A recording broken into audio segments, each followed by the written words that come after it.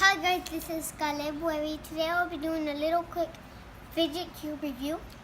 This is my fidget cube that I got from Toys R Us for $14.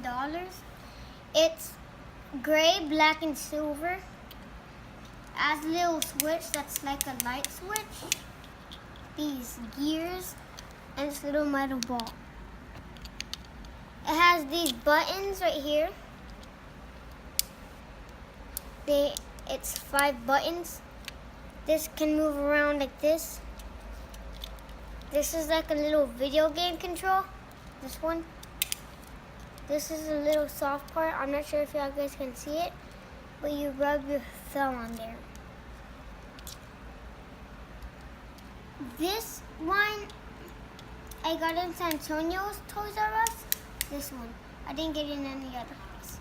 Make sure to subscribe, comment, turn on the notifications, and like this video. Peace.